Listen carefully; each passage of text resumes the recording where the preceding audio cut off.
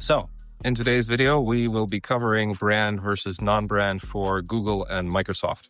Quite a controversial but very important topic within the paid search, shopping, and general search engine results page sphere. A lot of accounts, and I'll give you an example of our kind of most recent one that's blew my mind a little bit. The question you really want to be asking yourself is, are your ads actually giving you new customers? Now, this relates to brand versus non-brand a lot more over the last couple of years because of how attribution with Performance Max, the expansion of broad match can work, letting these platforms decide how they should spend your money to give you the best returns under tough targets. Not always, but sometimes. We audited an account in the US, most recently spending about $150,000 to $250,000 per month on Google alone. When we went through the Performance Max campaigns, particularly the Performance Max campaigns, the search campaigns to a point, and even the shopping campaigns, we noticed that across the account over the last 18 months, we didn't bother going further.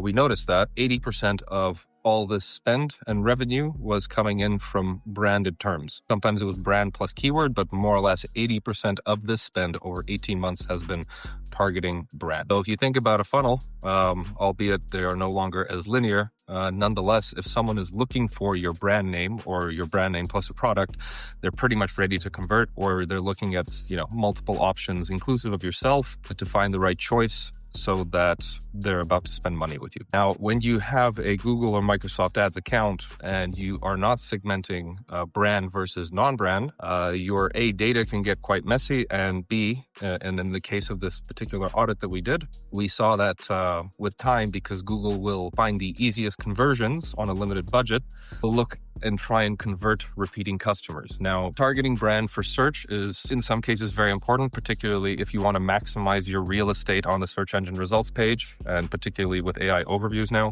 If competitors are bidding, but in some cases we have just turned it off for some clients that don't have competitors targeting their brand name on search, and they're happy with the real estate because their Google My Business page comes up and their organic listings do well. With branded shopping, it's a similar story, but you realistically also want to be there because, albeit you can type brand plus product name, competing product can still show up because there can be a list of, depending on the device, up to 12 listings that you're comparing on price, delivery, and all that fun stuff that you see on Google Shopping. Why do people lose trust in these platforms? Well, when an agency or a freelancer makes the mistake of not splitting your campaigns by brand and non-brand, or completely excluding brand from targeting, you can get in a situation like we have with this client, where 80% of spend went literally into brand.